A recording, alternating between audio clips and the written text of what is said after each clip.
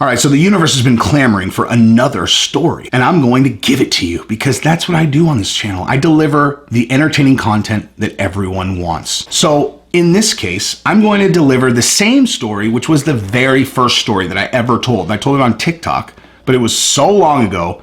And, you know, I'm sure my crowd is very different now. And even if you heard it the first time, I'm sure you'd love to hear it again because you probably forgot it by now. But basically what conjured up this entire thing of me telling old stories was Khabib and Ferguson did a press conference, right? And they were talking about something or other. And Khabib was like, "You've never fought in the street, Tony. You're from America. You can't fight in the street. I'm from Dagestan." And I made a video. I was like, dude, Khabib talks like a guy who's probably beat a guy to death in the street. Somewhere in the video, something about street fighting, whatever. And so someone was like, "Why don't you tell a story about you street fighting?" And I was like, yeah, I've never thought of doing that. But my TikTok's pretty anonymous. I don't think anyone from work's gonna see it. So fuck it. I'll just tell a story. So I told what I would consider to be my best fight story ever. I mean, I have a lot of them, but my favorite one, my best one, which I'll tell you guys today. And it went gangbusters and people loved it. They watched like all 8 parts. I had to do 8 parts on TikTok, like in 1 minute increments. And they like just watched the entire thing. And I was like, oh, people like these. And so I started telling more. So let's dive into it. But first, if you're gonna listen to this is the deal on the stories, man. These are very revealing. I am risking my professional life putting these on the internet. And in exchange for me taking this risk and you listening to it, you are subscribing to the channel. That is the deal. If you listen to this story past the first few minutes, subscribe to the channel, ring the bell. If for no other reason, because you're gonna love these stories anyway. If you like this one, you're gonna like them all. And let's be real, I'm the #1 MMA analyst in the world, telling stories about myself fighting in the street, okay? Show me an MMA analyst that's going to talk about themselves getting in street fights a long time ago. Don't do this, kids. Don't do it. I'm not talking about now. This was a long time ago when I was an imbecile. But anyway, delivering the content everyone wants. So here we go. So this particular night, I was at our fraternity house and we were having a huge party. Okay, there were a lot of people at our house. The way the house is set up is we've got the fraternity house and then there's like this patio out front, like steps, huge area that people tend to congregate there. And then the backyard, there's a huge backyard. We were in the front yard for this particular party. Okay, so I'm talking to these 2 girls, Rochelle and Angela, who are sisters. Smoke shows, still smoke shows. And I had a huge crush on Rochelle back then. And her and I were talking, but we'd never like nothing, but it's actually completely irrelevant. But her and I, we were talking and there are these like 3 guys are like right behind Rochelle. So like I'm talking to Rochelle and Angela and these guys are like right behind them. These guys are obviously not in my fraternity. I have no idea who they are. The guy's wearing a hooded sweatshirt and he is throwing bottles across the street, okay? So like, it's college, you know? Like the kind of thing where if he was at my house now and did that, I would immediately be like, I'm gonna give you 5 seconds to get in your car and get the fuck out of here. You know, like just because that behavior on its own would be completely insane in like civilized society, right? But you know, in Chico, that was kind of like, what are you doing? You know, what are you doing? Just here to start trouble? Want to just like throw bottles? Why? But I let it slide the first time. Does it again. I'm trying to like talk to these girls, but in reality, they're talking and I'm not listening because I'm watching this guy and just thinking like, okay, why is this guy breaking fucking bottles in front of our house? So on like, I don't know, call it the 3rd throw, he goes like this and reaches back and he hits Rochelle in the head with the bottle, okay? So like he didn't hit her that hard because it was like in a backswing, you know, because like there's people, you know, it's like a, you know, it's a party, you know. You're in college, it's normal to not be able to move. Hits her, right? So she and Angela literally, she was like, and then her and Angela literally just were like, and you know, what I took that as was, you're gonna let this guy get away with that? Whether or not that's what they meant, who knows? But, you know, I had certainly felt that this guy had earned a talking to at the very least. So I grabbed the guy's sweatshirt and I turned him around and I was like, hey guy, why don't you take you and your fucking idiot friends and get the out of here? And he was like, the bro? I was like, you just hit her with a bottle. I'm like, so why don't you apologize and then beat it? And he was like, now listen, if we're being honest, I knew he wasn't gonna say sorry and I knew he wasn't gonna beat it and I knew I was gonna probably beat him up. But I was gonna at least give him the opportunity to mend the fence that he had broken when this happened, right? So I laid that out and he looked at it looked at me, looked at her, and he goes, sorry. I got reminded of this. The first time I told this story, I actually forgot the exact dialogue, but then someone else reminded me that was there. And he was like, sorry. And I was like, he did it super fucking snide, like really, really sarcastic and snide. And I was like, okay. And I was like, okay, well now take your friends and get the fuck out. And he was like, well, I already apologized. That's all this is gonna get. Verbatim. First time I told it on TikTok, I forgot about that. My buddy Colin told me. I was like, oh, that's right. That is exactly what he said. So yeah, that's what he said. I said sorry, and that's all that bitch is going to get. So I grabbed him by his sweatshirt and I put my forehead through his face. That's the first time I had ever headbutted someone. I think that might be the only time I've ever headbutted someone. I don't know, but definitely the first time. And as you would expect, you know, there's more to the fight. I'm not going to get into it, but that fight was over at that point. So this guy I beat the piss out of this guy, okay? So Colin, the guy who reminded me of the story, came and grabbed me and pulled me off this guy. And he like pulled me across. He was like, dude, he's done. By the time, you know, he was grabbing me, like, this is, you know, he was donezo. You know, like at the time, like in your early 20s, like there's always so many people around. You actually, like I actually would just kind of go until someone would grab me, you know, like those kind of, it's not true actually. That's not even true at the end of this story. So I don't know what the fuck I'm talking about. But anyway, so he grabbed me and pulled me off and he's like, dude, that guy's done, man. He's done. So, you know, we kind of walked across the patio. So I look over and, you know, I don't know, a minute later, his buddies have like picked him up and kind of, you know, dusted him off, whatever. This guy's face looked like he got ran over by a truck. Like it looked like he had lost a fight to 10 people. So he just stays. He doesn't leave. Like him and his buddies, literally, they just stay at the party. And we're like, and I said to Colin, like, is this guy gonna just like stay? And Colin's like, looks like it. You gonna go make him leave? I was like, I don't know, man. I feel like the repercussions for his actions have been, you know, meted out decisively. Like if this guy wants to hang out looking like that, well, after he just got his ass kicked in front of 1,000 people, I mean, I guess he could stay.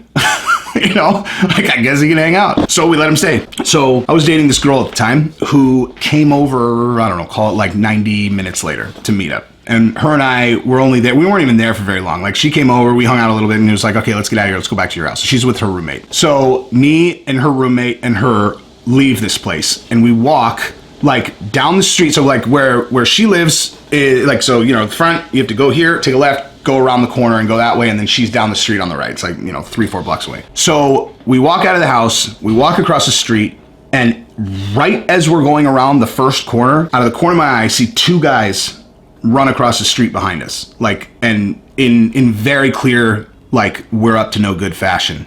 And I mean, I was sure instantly that it was people who were following me. Like, you know, I had gotten in a fight an hour and a half earlier, and these guys are sneaking, following me, like behind me. So I knew it was trouble for sure. You know, I mean, I assumed it was probably something related to that guy. So me and the two girls are walking down the street. I'm like, okay, go. And they're like, what's wrong? I'm like, these two guys are following me, I think. And they're like, what are you talking about? I was like, just go. And as soon as these guys start yelling down the street, they're like, hey, like screaming and like kind of hustling to catch up. So they're going to catch us, right? Like I'm not going to run, obviously. And so I'm like, I turn around and it's the dude with his, you know, truck face and his biggest friend. This guy was a big dude, the guy that he was with, right? So they're like, the big guy's doing all the talking. He's like, hey, motherfucker. And he's like, are you the one that headbutted my boy? And I was like, now keep in mind, platinum blonde hair, okay? Like in a black leather jacket, 100% indistinguishable.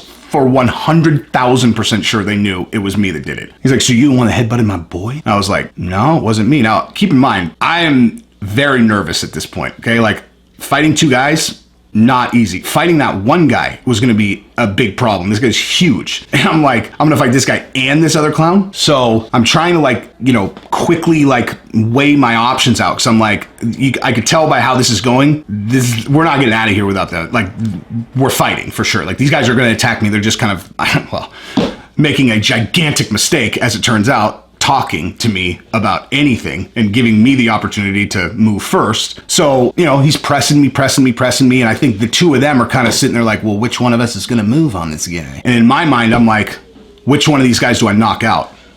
Right? Do I put just a headshot on the big guy and started there? Or I looked over at the guy who I'd already fought as I'm like quickly sizing this up, and I looked at him and I'm like, oh my God, this guy was terrified. Like he did, once he was actually face to face with me, you know, like he's probably, you know, yapping with his buddies or whatever. This guy was not one of the guys that was with him at the house. So they had probably called this guy and had him come over or whatever. So the bottom line is this guy knows exactly what he's up against. This guy has no idea what he's up against. And the guy who knows is looking at me like I was a fucking caged piranha. That's a terrible metaphor, but he was like, he did not want to be there. And so I look at the big guy and I'm like, so who do you think I hit? Gotta hit one of them. Answer. Scared guy. And the reason for that is because he earned it. It's his fault. Like, I mean, you know, I'm not going to pretend like this is what I was thinking at the time. Like, in hindsight, this is the justification. Actually, I'll tell you what I was thinking then, and then we can talk about this. But at the time, I was like, there is no way that this guy, if I hit this guy right now, he's done. Like, he's going to fold like a leaf, and then at least I'll be one-on-one with this guy, because what I have to avoid is being two-on-one. If I hit this huge guy, there's a possibility that he eats it, and then I'm fighting two guys and I'm gonna get annihilated. And I've got two girls with me that I have to kind of like think about also. So the guy was like, he's still doing the like, oh, so what? Oh, wasn't you? What's up, man? Well, wasn't you? And I was like, listen, man, wasn't me. But if you guys wanna, and I like acted like I was gonna take my jacket off and then just, boom! I tattooed this guy with every ounce of power that I'm capable of. Go on my TikTok and go look up there's a video on my TikTok of me punching the punching bag game. You know, when I like it maxes out at $9.99, where I max out at $9.99. Just put a human being's head in front of that, and that's how hard I hit this guy. And also keep in mind that his face was already super fucked up from the first fight, so his face basically exploded when I hit him. So the two girls ended up getting splattered with blood like a horror movie, and then, you know, my girl didn't talk to me for like a month and a half after that. But so after I hit that guy, he went down instantly. Suddenly the other guy didn't want to fight. Like he's not a tough guy now. Weird. Something about watching his friend get his head blown apart made him think twice, like, maybe I don't want to fight this guy after all. You know, I really like the idea of us being 2-on-1, and also I've never seen anyone hit anyone that hard, so that's quite a deterrent you got there. I don't think I want to fight anymore. So he started bitching about the fact that I sucker punched him, his buddy. So I kicked his buddy in the ribs. Who, this guy? Kicked him in the ribs. Apparently, this guy's girl had been watching from around the corner. Apparently, this had been like some big spectator sport, right? Like, so he gets beat up. He calls everybody he knows. It's girl, his toughest friend, everybody. And she comes running down the street like, no! Literally like screaming out of a movie. No! She drapes herself over him. I was like, okay. Like, and just at this moment, a couple of my buddies come walking around because they actually live in the apartments that are kind of perpendicular to where we were. And they're like, Jesse, what happened? I was like, these guys fucking followed me around the corner, man. They pressed me. And they joked around about that all. They're like, dude, this guy was like dead in the street. And we asked him what happened, and Jesse is so calm. He's just like, dude, they followed me around the corner. What was I supposed to do? I mean, that is exactly what happened. But bottom line is, the other guy didn't want to fight. He ended up, having to take care of his buddy, and they took off, and, that's what happens. But here's the deal. The reason why I'm happy that I hit that guy is because, first of all, he hit the girl in the head with the bottle, okay? He was there to start trouble. And then after he hit the girl, like, do you understand what I would do if I hit a girl in the head with a bottle? I don't care how the guy approached me. Like, I would be like, oh my gosh, I'm so sorry. Like, really genuinely, I would be super unhappy with myself and super apologetic, obviously. But also, I mean, his response was fight me or fuck you. You know what I mean? Like, he literally said that's all that gets. Like, I'm obviously positioning myself where I'm defending her. So you're putting me in a position where you're like, I'm punking you, fuck you, what are you gonna do? It's like, I'm gonna break your face. I mean, that's what I'm gonna do. I'm gonna break your fucking face. But yeah, so I mean, he earned it. But then he couldn't just take it like a man. He waited. He called his toughest friend and then waited until I left the party, and then followed me when I was by myself with two girls. Okay? That's on him, dude. That's on him. His big friend, is his tough friend. He's there like, they're like, oh, dude, he got his ass kicked by this guy. He's still here. He's like, oh, yeah, is he still there? He's just being a good friend. So he didn't earn it. But that guy did. Twice. So here's the craziest part of the story. Not the craziest, but the hilarious ending to the story. So I end up walking my girl and her friend back to her place, and she does not want to hang out.